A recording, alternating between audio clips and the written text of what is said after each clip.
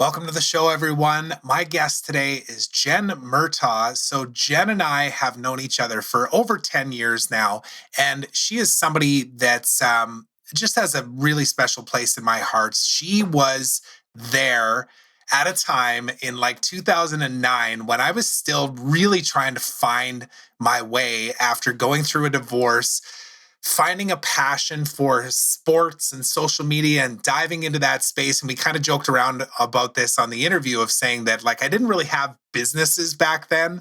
I kind of had hobbies. And Jen was somebody that was working in the sports industry, and I ended up connecting somehow through some mutual contacts. And she actually hired me to speak. And it was only like a $300 speaking gig or something like that. But, I expressed to her on the call here today that, that really meant a lot to me. Like that was another one of those moments when I look at my timeline, like that was another confidence booster to say, maybe I am on the right path here. Maybe I should stay down this path. So, Jen has a special place in my heart. We've obviously done business together. We've owned businesses together. And she really is an impactful, powerful woman that is creating ripple effects in her life and the people that she surrounds herself with. And her most latest project, her most latest business is one called Maturn. So we talked about this, and it's really about supporting women that are on maternity leave or about to go on maternity leave and just supporting them through that experience emotionally, mentally, the actual aspects of like, hey, you're about to tell your employer that you're going to go on maternity leave. How do you create a plan so that you can get ahead of any kind of story or narrative that may be surrounding it? Because the truth be told, we actually discussed this on the interview. There is a certain perception around women in the workplace getting pregnant, leaving, coming back, where it's not seen as something that is supportive to the business agenda, supportive to the ROI initiatives of a company. And quite frankly, that needs to change. This is a narrative that is old. It no longer serves us. And Jen is here to help be one of those amplifiers of that voice, not only in the corporate world to just make them aware of why they need to integrate education and awareness around not only diversity and inclusion, but also maternity leave. And then, of course, she's building this amazing community and providing coaching to these women that are actually in the middle of this experience of their life right now, which, of course, I'm a dad, which means that my wife is a mom, and I've seen her go through some of the same things that Jen talked about on this interview, some of the challenges, some of the internal guilt, the shame that came with it, and just the loss of identity and all of these pieces. And Jen is just somebody that I am really looking forward to introducing you to. And I really encourage not only the women that may be listening to this that might be able to relate to it or may be pregnant or may be pregnant in the future and going on maternity leave to reach out to Jen and just find out more about this program, but also to the men. And we talked about this on the call as well, around the end of the interview, that there's an incredibly important role that men have to play in this narrative, right? And I won't spoil what we actually talked about and what that is. Go ahead and give this a listen, but it was a really emotional, really heartfelt interview. And I was so glad that Jen did this talk with me, and I can't wait to introduce you to you. So let's go ahead and give it a listen.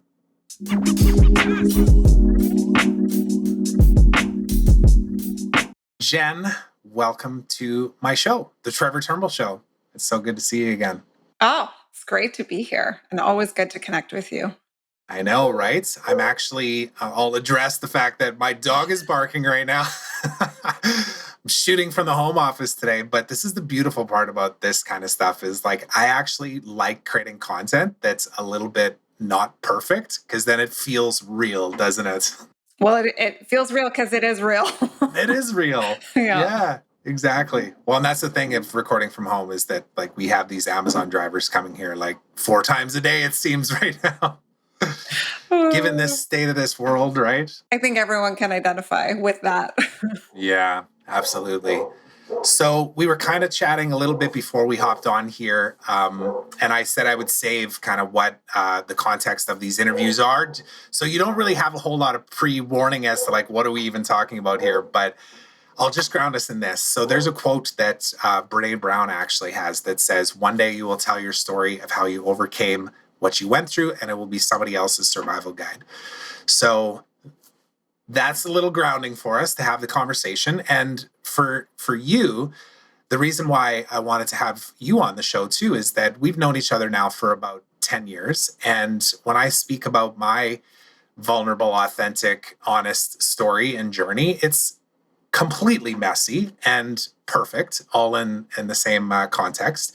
But you're a part of that journey. And you've been I was actually thinking about it when I was making notes before we came on here. I joked about the fact a couple of podcasts ago where I had a lot of hobbies back in like 2009 to 2011. I wouldn't call them businesses, but you get paid for one speaking gig and all of a sudden you're like, maybe I can turn this into a business. And you were actually working a job at the time where you hired me.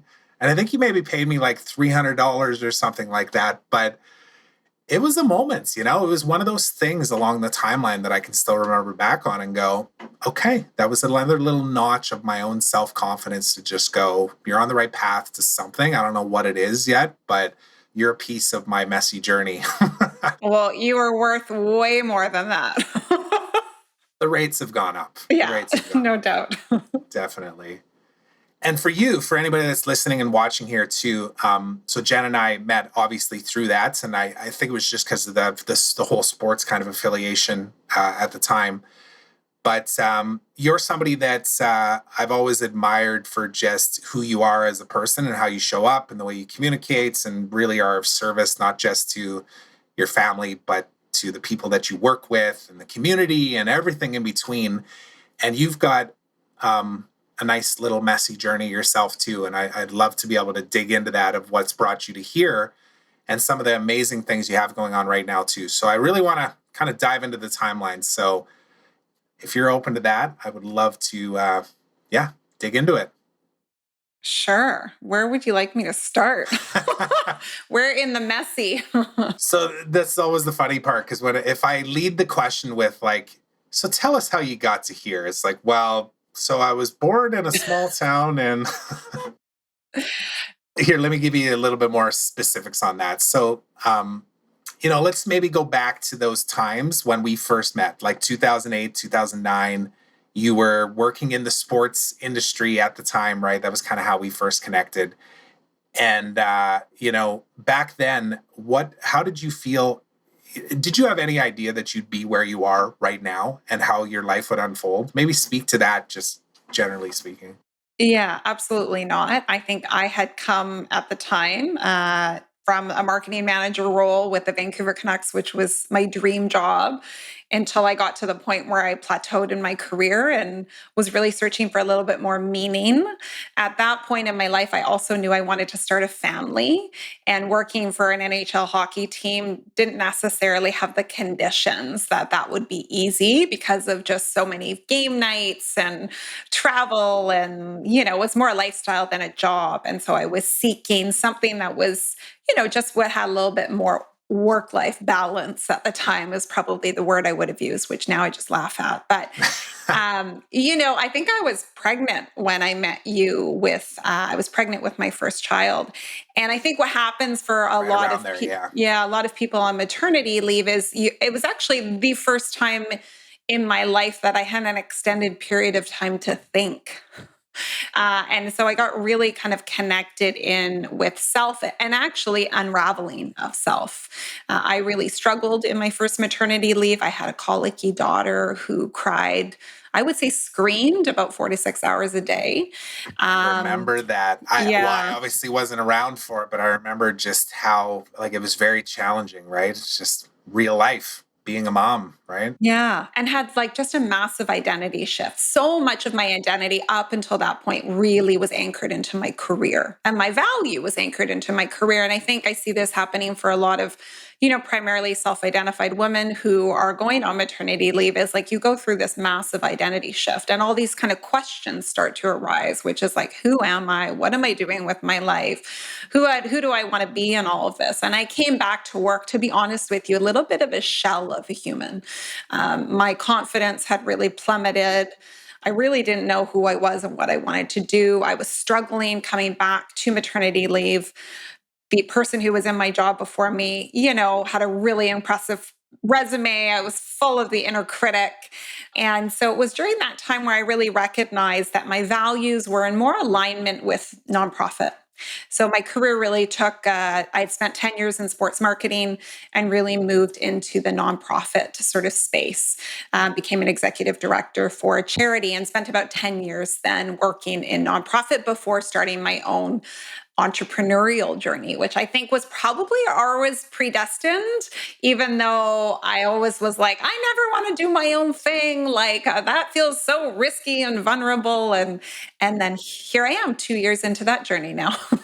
Yeah, well, and we were kind of joking about it at the start about just the state of the world, and we certainly won't dive into anything about that. There's no political talk, there's no COVID, there's nothing like I don't even want to go there with you. We could maybe have another conversation about that another day, but just the attachment too of security and the idea of like having a job and feeling like that job is actually more secure than actually controlling your own fate. I know for me there was I transitioned on that pretty quickly. Like I say, I've kind of bounced around like almost in an addictive nature of like, okay, I'm bored of that. What's next? But a lot of people do really identify with the corporate world and think like, okay, if I'm no longer useful in this space, or at least I'm telling myself that, or that I've maybe been left behind, that what do I have? Like, I feel like I've lost my identity. I have no control over what I can actually create myself. It's an interesting space, and I know you've been through it, right? So you really know it's like you were actually and you're still in it, right? Like this stuff doesn't end. It's not like those stories ever go away. Yeah. And I would say what I've done in the last couple of years is really made that transition from survival work, like zone of excellence work, the work that like I had a really good track record of success in, that people would hire me for, that I really identified with. But that work wasn't necessarily like soul aligned. Like it wasn't feeling expansive and exciting. It was just like, yeah, I can do this work. So, there's this zone of excellence or survival work, you call it. So I've made a leap, which I call like my soul work now. And people called it also zone of genius, which is like, what is that work that, feels like there's an innate strength? Maybe it's, comes really easily to you. And when you are in that kind of work, your soul just actually feels a little bit more expanded. You feel like that is the right place that you need to be. And so that's really was my own kind of big leap in the last 2 years, but it didn't start all of a sudden being like, I'm going to quit my job and I'm going to figure out what that is. It was like, well, let me facilitate some survival work for a while until I can actually spend some time figuring out what I want to do next. And I think that's where I see a lot of people get stuck, is that they feel like they need to know where the final destination is in order to take the first step. And for me, I let myself say, this is a very different way of doing things. Usually it's like, what's the goal? What are the 5 steps to get there? And I had to like completely say, I don't actually know what the end goal is, but I'm just going to follow my intuitive sense on this and let myself be curious, because I'm being called for a reason. And I love what Rumi says. And he says, like, what you are seeking is seeking you. And it became so clear to me. Unfortunately, I had to get to the point where like I hit a brick wall before I realized that, like burnout over and over and over again, until I was like, okay, world, like, okay, life, what are you trying to tell me? I think I'm like ready to learn the lesson now. Well, as an entrepreneur as well, and just in coaching other people, but then also, seeking coaches and mentors too. Some of the best lessons that I've learned from them is that, especially in the mentorship side of things, they can guide you to make less missteps, right? But a really, truly great coach / mentor is going to be there when you fall down and be able to stand beside you and go, yeah, it's part of the process. Throw a little dirt on it, and keep going. Because you almost have to. You probably wouldn't be the person you are today with your vision that you have, if not for a few of those moments along the way, because you can really relate to the people you're helping now, right? Yeah. Well, from grief comes growth. Like I heard that someone say that. And, sometimes it does require a complete unraveling. Sometimes it does require parts of your old self to even die so that you can like grow into and expand more into actually who you really are. And that can be really scary when you're in that process of up leveling because the familiar parts of you want to like pull you back down again and be like, no, no, no, we don't like this. This feels like really unknown, uncertain, uncomfortable. And so it does take a lot of bravery, and it also takes a lot of support, which is why I'm such a big fan of working with coaches because, you can't become yourself by yourself. Like you need people around you to support you, hold up the mirror, help you dust yourself off as you kind of continue your own growth journey. Because if we're not growing, like we're dying, right? We're not There a you huge go. fan of that. No, exactly. So much of the language that you use is, you'll find I've actually got a few questions at the end of this interview that are very much in line with the kind of things you're saying. So, but this is because you and I have known each other for so long too, and have actually, been involved in businesses together. It's you grow together in community as well around people that are very similar minded as well, right? It's another important part of this growth process is to actually be around other people that are not only in the same place as you right now, but have been there and can help guide you. And on that note, so there's two paths I want to take us down because I want to talk about Maturn, but I also want to just reference really quickly your discussion around the deaths. So I actually wrote an article that got published in Entrepreneur like 4 years ago, I think it was, but it was called The Seven Deaths, something about seven deaths. Anyways, I can't remember the exact title, but one of them was death of identity and how that is a really big challenge for people a lot of times. And the example that I used for mine was, I was a self-identified hockey player back in the day. And then all of a sudden I was 25 and I wasn't drafted. And I was like, maybe I should go get a degree. I don't know. Let's, try marketing. I don't know. And hence I ended up here. But sense of identity, how many of the people that you work with and coach, is that something that they face right off the bat? Is that something that you run into a lot? Is the identity of self? Oh, 100%. Yeah. It's the narrative that they've constructed about who they are and what is or isn't possible for them. And I've heard it coined as like often to our own inner glass ceilings. We construct those, obviously in childhood through the things that also construct our identity. And I think those same things really hold us back from who we really are.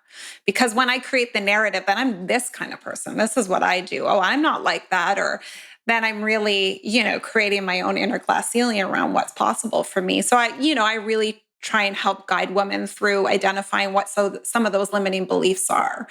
And then as in shifting those, how the universe might reflect back to you something different, what is or isn't possible for you. And, I continue to work on my own, and I've had to break through my own limiting beliefs about wealth, about finance, about money. And a lot of that was constructed in childhood because the narrative was always, there's not enough money. There's not enough money to do that. There's not enough money for this, single parent, grew up in the poverty line. And so like I faced that. And that was a huge unraveling in my own entrepreneurship. Yeah. My ability to actually deconstruct that belief that I could truly believe that I could generate wealth. Like that was never even an option up until the last 2 years, and even feels weird. And like I have hangups around it, like from a privilege perspective. So I continue to work on that.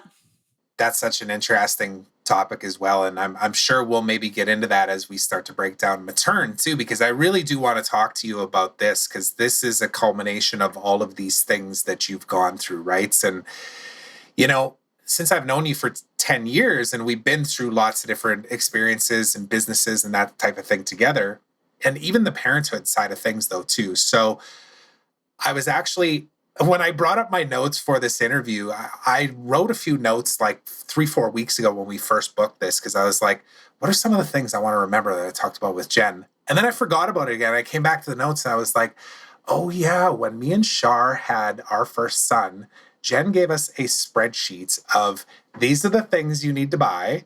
And here's where you go get them. And this you need to go find on Facebook Marketplace. Like, it was so meticulously broken down. I still remember that. And there was a part of me that I think I even said it to you at the time. I was like, you could probably even sell this quick little guide right here on how to parent in the first week, how to go get that car seat, the nursery, whatever it is. So, anyways, there's a lot of things I think that have culminated to you really getting to this place. But can you speak about Maturn and really speak about the why behind it? It's like why? And obviously, you have a business partner in this too. So, I'd love to just hear the inspiration behind it. Yeah, so Maturn is Canada's first comprehensive maternity leave program. And it's an online program that contains 8 learning modules, live monthly calls, and an online community for self-identified women that are transitioning to and from maternity leave, whether that be birthing mothers or non-birthing mothers. I've co-created it with my business partner, Sonia Foley. And it really is to support mothers in a deep and meaningful way, but it also really is to advance gender equity. So maternity leave and the years surrounding it represent the single largest point in which women off-ramp from organizations. And so, and that's not because women all want to be stay-at-home moms, even though that's a beautiful and very respectable choice as well. It's for a variety of reasons. But one of the biggest reasons is that women feel really unsupported during this time. And they start to question whether they can advance their career and be a mother at the same time. So Maturn really supports women through all of those transitions, from if they, are a birthing mother, from pregnancy up until the time that they leave their job for their maternity leave. Then during that time off, whether that's 4 months, 12 months, 18 months, and then that really crucial transition back. And so we feel, incredibly strongly that this is going to support women in a really transformational way. And it's something that I would have really appreciated because, even though I often met with other mothers during maternity leave, I still felt really isolated because all the women I connected with really didn't like their jobs. They didn't have careers. They were like, "Isn't maternity leave the best thing ever?" And I'm like, I don't know. Like, I really like working. And then I felt a lot of shame. Oh gosh, I should be enjoying this more. What's wrong with me?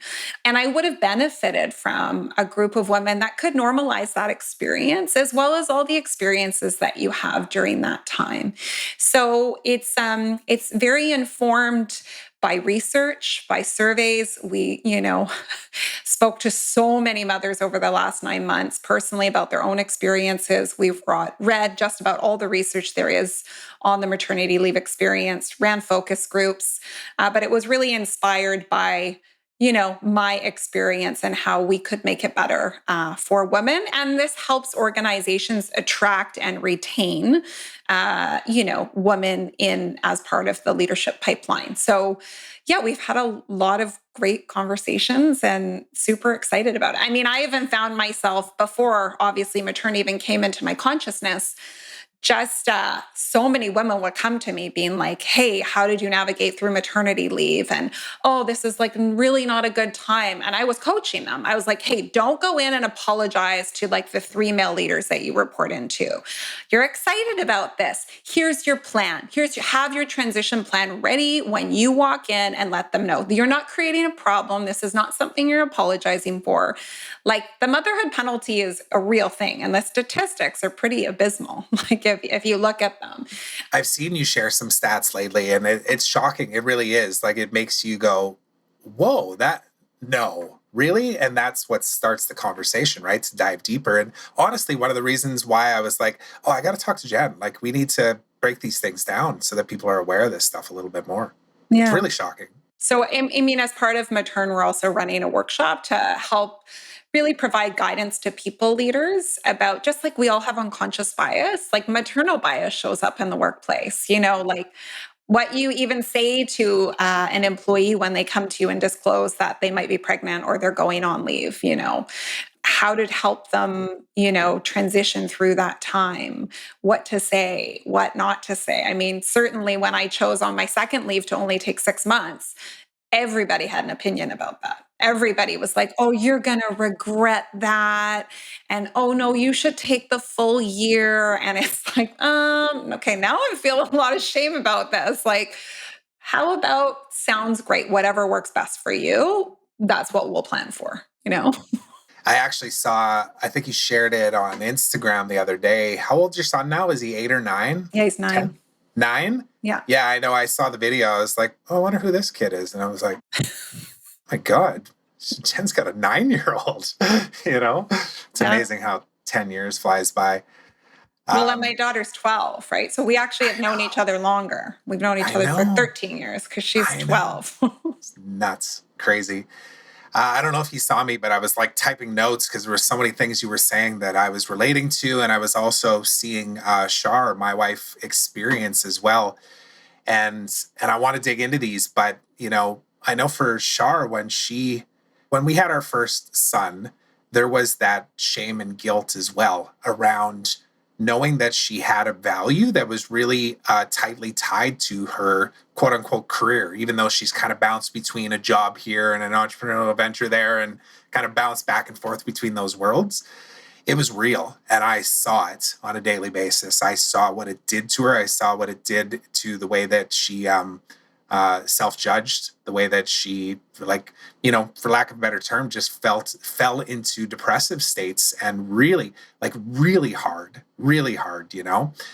And then we did a lot of work, both individually and personally, just personal development wise, right? There was a few different things, but those are some of the things that she had worked through, was like actually defining values unapologetically and saying that, I do value my career. I do value what I contribute. I value how I can create impact in the corporate entrepreneurial world, whatever it is.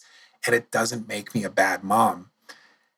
And that took like 3 years of revisiting and speaking out loud and sharing in different groups and whatnot.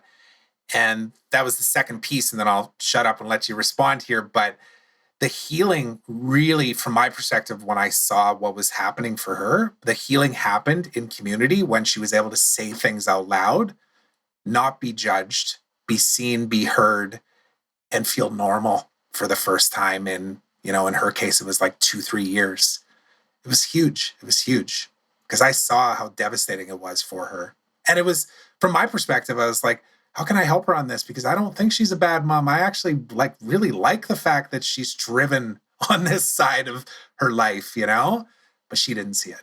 Yeah. And I think a lot of, women internalize those feelings. And obviously, when we internalize, we're not necessarily honoring that and being, and it feels, especially with your first, can be excruciatingly vulnerable. I was always the person in the room being like, oh, this is like a lot harder than I thought it was.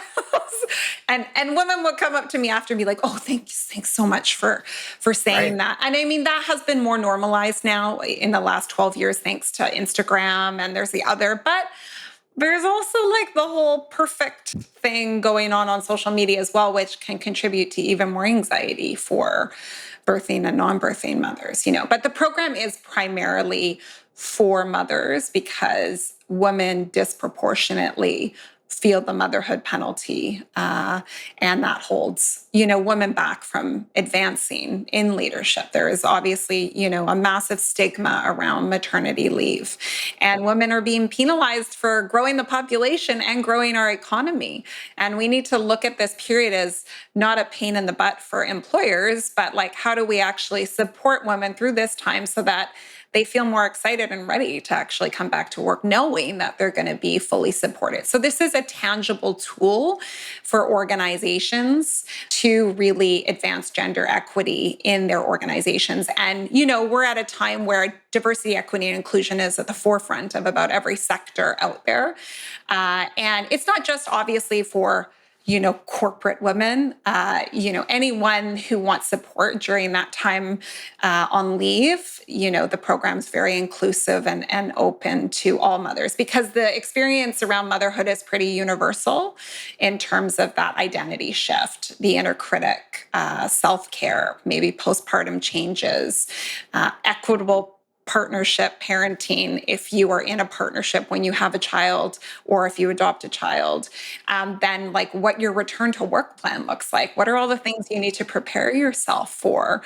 And how do you normalize the fact that like for the first month or two, you're probably going to be really emotional as well. So this just really provides a container to support women through all those transitions.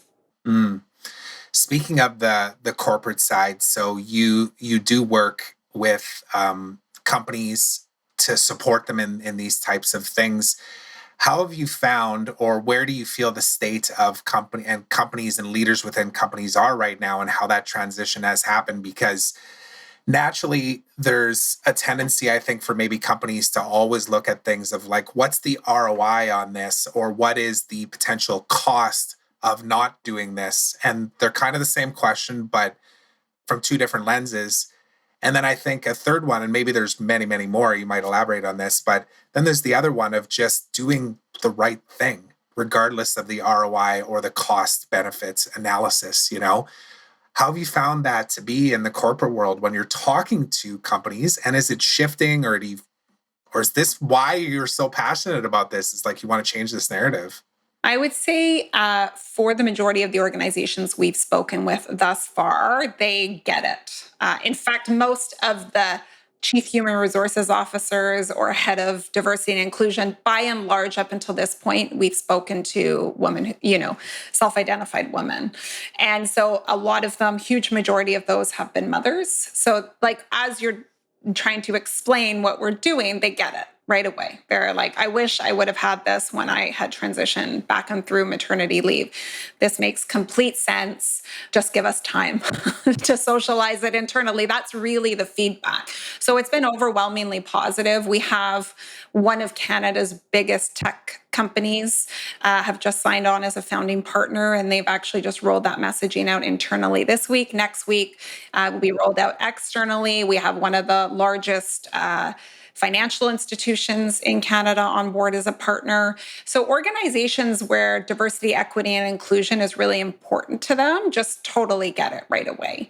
We've had a couple of our other organizations, we had someone say the program sounded neat. I think it's neat what you're doing. And I was like, it's nice to have. Mm-hmm. This is about like flipping the motherhood penalty on its head to create the motherhood opportunity. And that's like not neat. Like there's like 375,000 women that go on maternity leave every year in Canada. That's like a lot of women being penalized. And so I think we have an opportunity here as being kind of first to market with really trying to elevate the consciousness of like what that actually means for women. And obviously we're an important part of the labor force, and not every woman has a child. This is obviously a program specifically for mothers. But when we support mothers, that has an incredible ripple effect, as you can imagine, to families, communities, and society at large. No doubt. The first thing that came to mind too is like any company that is thinking this is neat is maybe not really paying attention to what's going on in this world. And like I say, I'm on this slippery slope right now of like starting to talk about things that are real and present for me in this world and the way that I see and believe things, and not quite ready to go there yet. But I will say this great resignation that we hear about, the terminology that's being used, there's many, many, many layers to this. It's not just because people feel like they don't want to go into an office, and if you're going to force me to get a vaccine, then I'm going to say that I quit. That's just a small piece of this.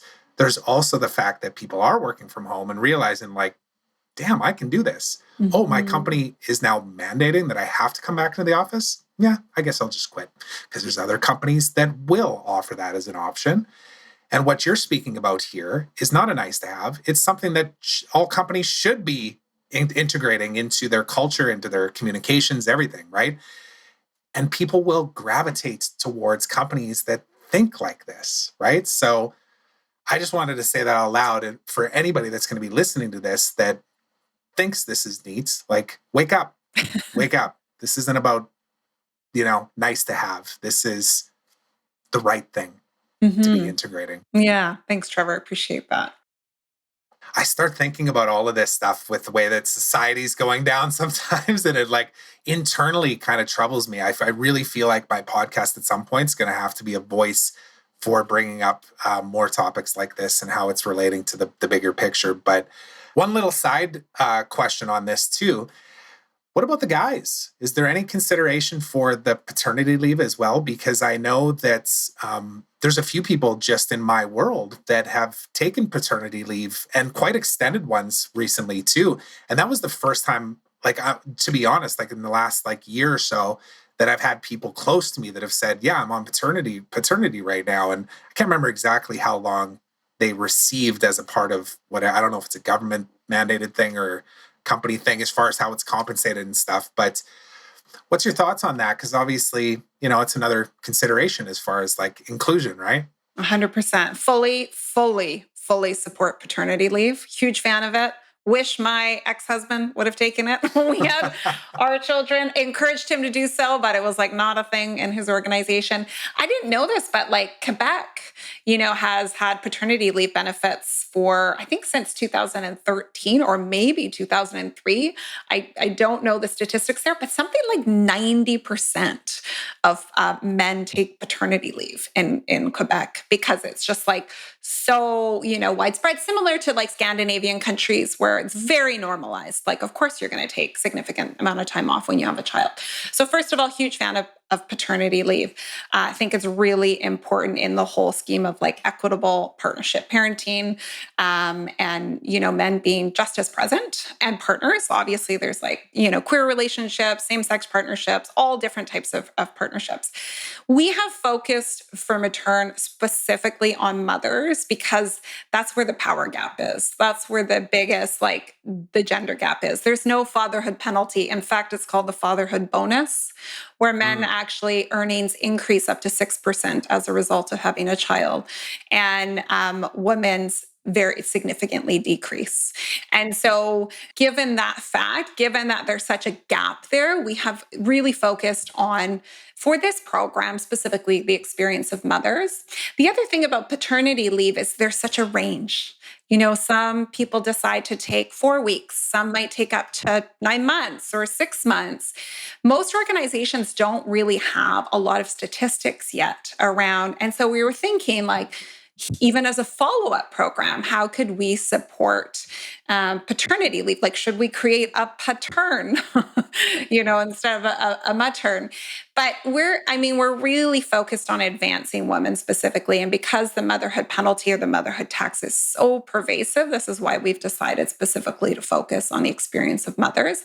However, there's some really great resources out there. There's an organization in Ontario called Connected Dads that really focuses on supporting, men through this experience as well. What we've kind of seen from a research perspective is men don't feel like they don't necessarily go through the massive identity shifts that women do as a result. Also, from just even a postpartum perspective, birthing mothers, there's some massive changes hormonally, physically, emotionally as a result of going through. There's not as much research on that in particular to men. So in answering that question, I think further down the road, we would have a parental program that would support like parental leave. But for the launch, we're focusing primarily on the experience of mothers. Love that answer. One thing before we shift into the last part of my interview, which is actually around that kind of thing, I call it the power of one. Because when we focus, right? So like you're actually alluding to that right now. Nice little transition. But I just wanted to mention really quickly, one of the other people I've had on my podcast, her name is Zoe Scher. And she lives out in Toronto. She owns her own digital marketing agency, but she just recently, I guess it's like 4 months ago now, acquired an online publication called Daddy's Digest. And she told the whole story as to why she decided to do it. And it wasn't, naturally her marketer entrepreneurial brain was like, whoa, what an amazing opportunity here. But it was also to change the narrative around how men can support in parenting, in their marriages, in just being a good human being, you know? And there's a lot to be said for Matern's rise in being, for people to be aware of it, for the men to step up and actually make sure that people are aware of this stuff. And I know I'm a part of another group too, which is these mentorship. They call it Mentorship World. You know, well, you introduced me to Di. That's right.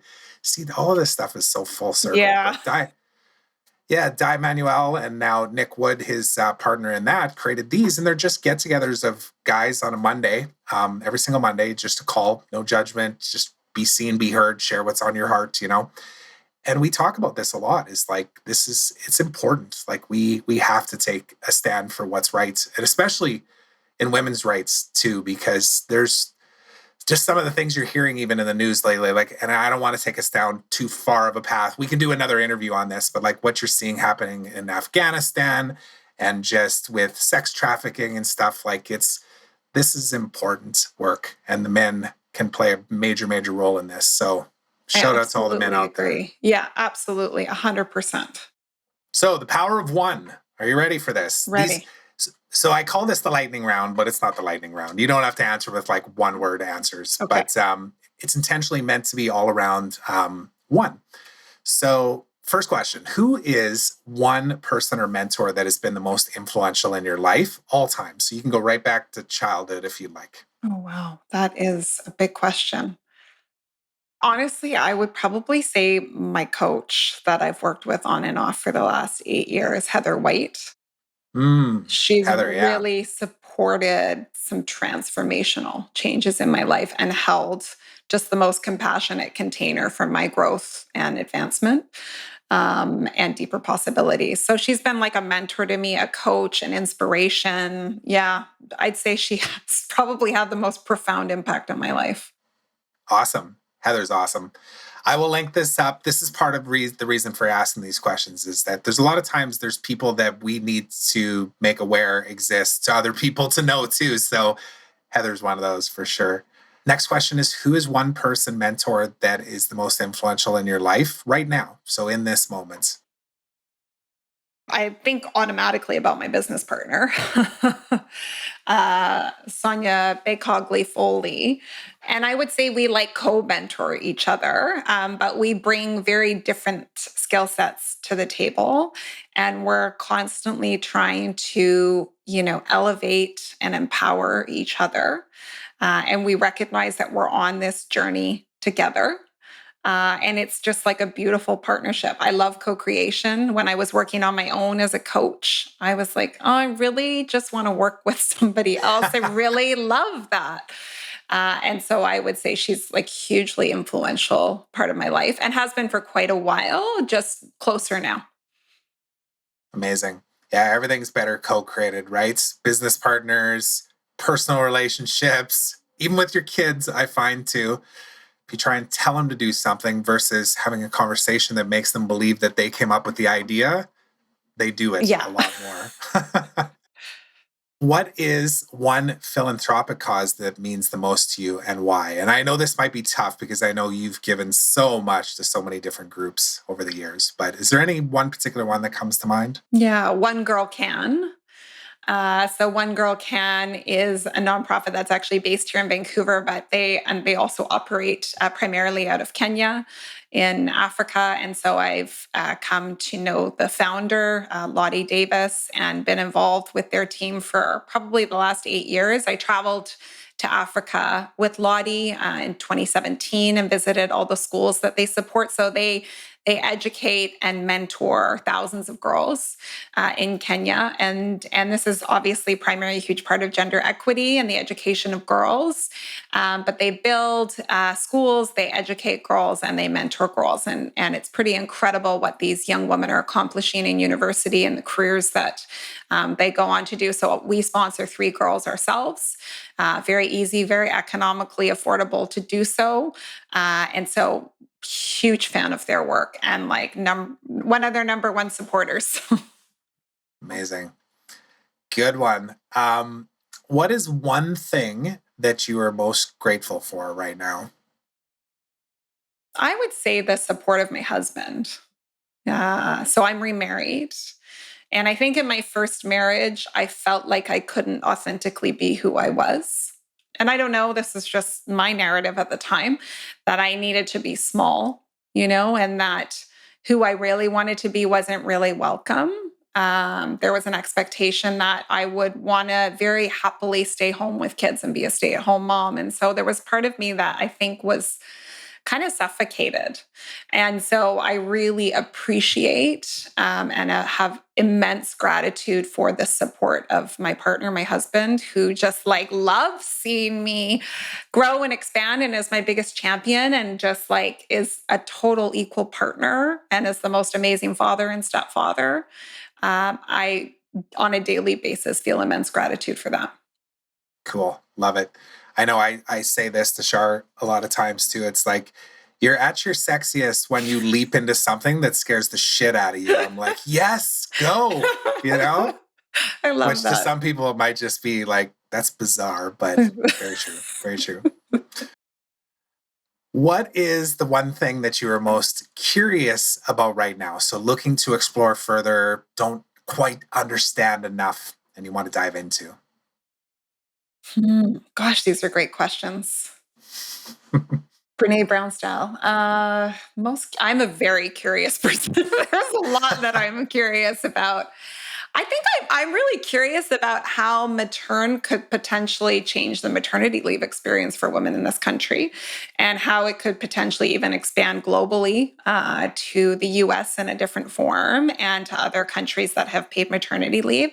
I'm really curious to see if we could make a significant impact in women sort of in the leadership pipeline. So I'm more and more curious about what the ripple effects of this program will have on organizations and specifically to women. During that time can feel really lonely.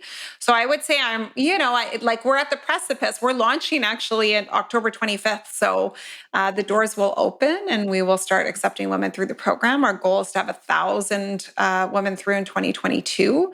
So I'm curious to see how that's all going to unfold. Amazing. Love that answer. Well, I will contribute to making sure that the awareness is out there. I assure you of that. Last question for you, Jen. What is one thing that scares you right now that you know you need to meet with bravery? Oh.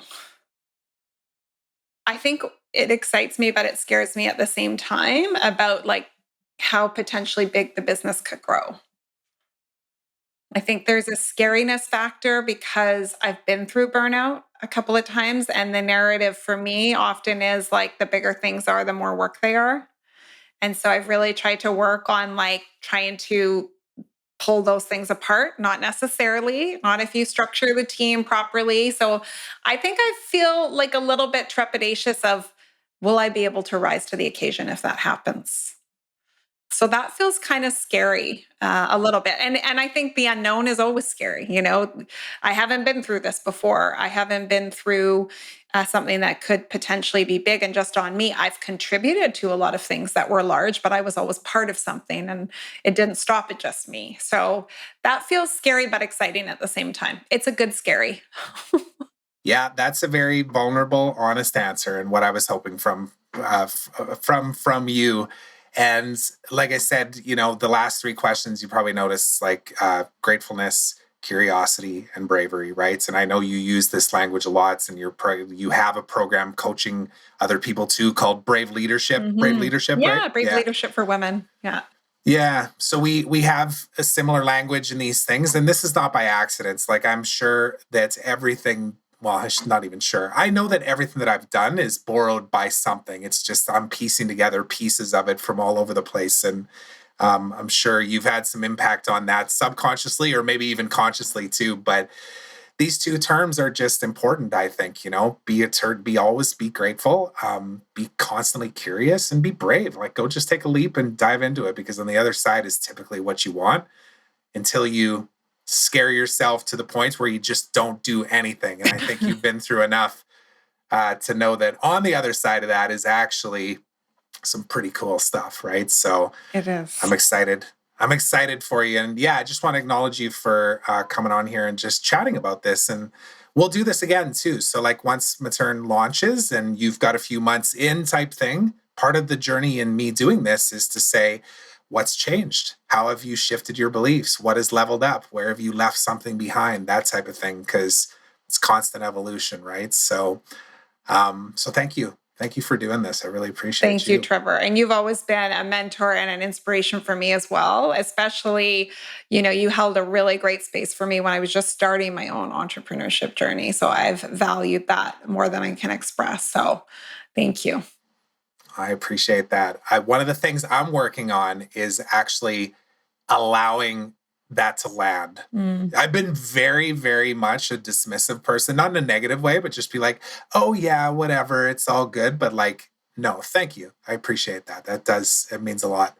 How can people connect with you? How can they find out more about Maturn? Let us know where we can send people. Yeah, maturn.com. So maturn.com. Obviously, I have social media channels there as well. And then my own website and my signature Brave Leadership for Women coaching program. More information at jenmurtagh.com. MURTAGH. It's Irish. It's Irish. Love it. Okay, well, I will link that up for anybody who can't spell it, so you can just go click on the name and go check out all those resources. So thanks so much, Jen. And we'll talk to you again soon, because I'm serious. We're going to do this interview again. Let's pre-book it 6 months from now. Sounds good, Trevor. Thanks so much for listening to this episode of The Trevor Turnbull Show. I hope you enjoyed it. And if you did, please consider subscribing on my YouTube channel and on your favorite podcast platform, and leave me a review. I'd love to hear from you. Now, until next time, remember, today is a beautiful day of opportunity. Trust that you're exactly where you're supposed to be right now. So be grateful, be curious, and be brave.